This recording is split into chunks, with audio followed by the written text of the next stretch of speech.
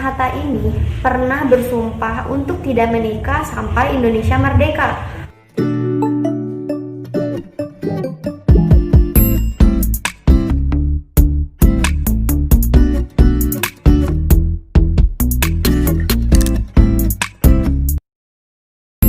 Halo, assalamualaikum. Ketemu lagi sama aku, Iklima Nura. Di video kali ini untuk memperingati Hari Kemerdekaan Indonesia yang jatuh pada bulan Agustus, aku bakalan bawain cerita tentang kisah cinta di balik perjuangan para pahlawan.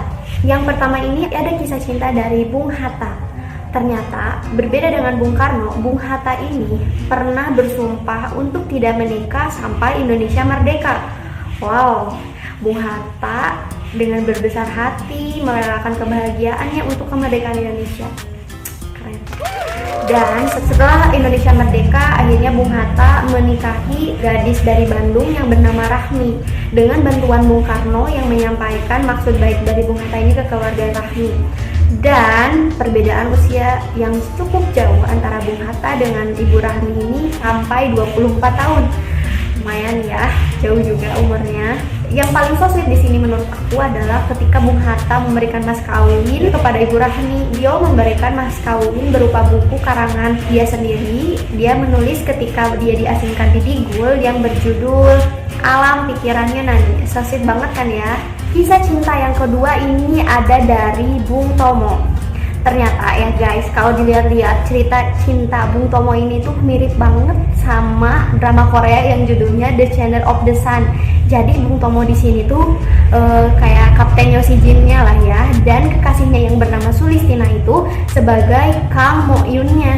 Jadi kisah cintanya itu bersemi ketika ada di medan perang, di mana Sulistina ini sebagai anggota PMI-nya dan Bung Tomo ini adalah salah satu pendiri Barisan Pemberontak Rakyat Indonesia. Meskipun Bung Tomo ini adalah salah satu orator yang keras dalam membakar semangat arek-arek Surabaya, tapi dia itu laki-laki yang sangat romantis banget. Kenapa bisa kayak gitu ya? Jadi ketika Bung Tomo dan Sulistina ini berjauhan, LDR lah ya, Bung Tomo ini sering banget kayak ngirimin surat ke Sulistina. Kemudian panggilan untuk Sulistinanya pun kayak panggilannya tuh kayak yang sosit-sosit, kayak panggil sayang. Dan selalu memperlakukan Sulistina ini dengan manis, kayak bukain pintu mobil. Sampai Bung Tomo ini nyimpen foto di Sulistina ini di dompetnya.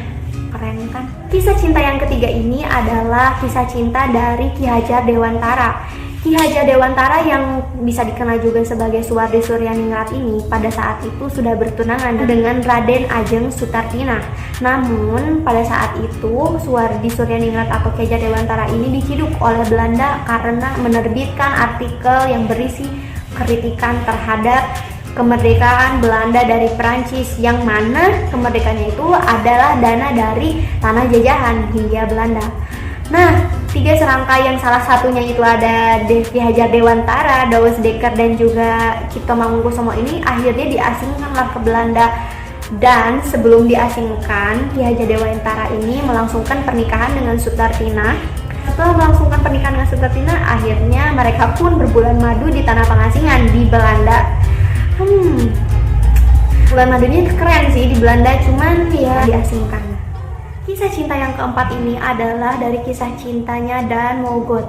Kala itu Dan Mogot dengan usianya yang masih muda, yaitu 17 tahun, ia sudah bergabung dengan Tentara Kemerdekaan, bahkan sudah diangkat sebagai mayor dan komandan dari Tentara Keamanan Rakyat. Nah, Dan Mogot ini meninggal ketika sedang melakukan pelucutan senjata tentara Jepang. Pada saat itu Dan Mogot sudah memiliki kekasih yang bernama Hajari Singgi. Hajari Singgi ini adalah wanita yang sangat cantik dan punya rambut yang sangat panjang sampai sepinggang. Hajari Singgi ini sangat terpukul dengan kematian dari Dan Mogot ini. Bahkan ketika prosesi pemakamannya, Hajari Singgi ini memotong rambutnya yang panjang itu dan menyimpannya ke dalam makam Dan Mogot. Mungkin sebagai kenang-kenangan kali ya. Sampai saat itu Hajari Singgi tidak pernah lagi mau untuk memanjangkan rambutnya. Kasihan ya. Kisah cinta yang terakhir ini datang dari Pierre Tendean. Pierre Tendean ini adalah ajudan dari Aha Nasution. Aha Nasution itu pada saat itu adalah Menteri Pertahanan dan Keamanan Indonesia. Selain menjadi ajudan, Pierre Tendean ini terkenal dengan paras yang sangat menawan. Bahkan kaum Hawa itu sering salah fokus kalau lihat Pierre Tendean.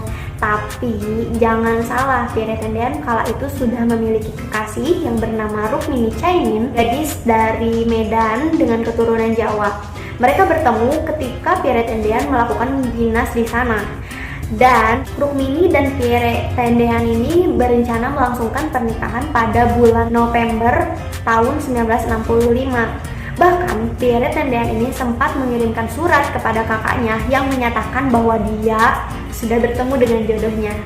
Namun sayangnya 1 bulan sebelum melangsungkan pernikahan, Pierre Tendean menjadi korban salah tangkap dari pasukan Cakrawirawa yang menyangkanya bahwa dia adalah Ahana Sution.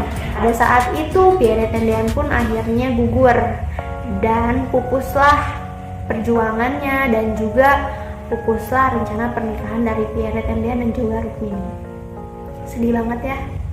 Itulah beberapa kisah cinta dari para pahlawan kemerdekaan. Ada yang manis semanis madu, ada juga yang sedih, bahkan ada juga yang tragis.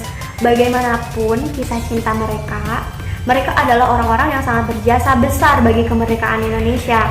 Maka dari itu, bertepatan dengan ulang tahun Indonesia yang ke-75 ini, kita sebagai penikmat kemerdekaan mestinya mengisi kemerdekaan ini dengan hal-hal yang positif.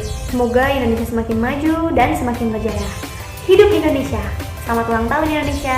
Dadah!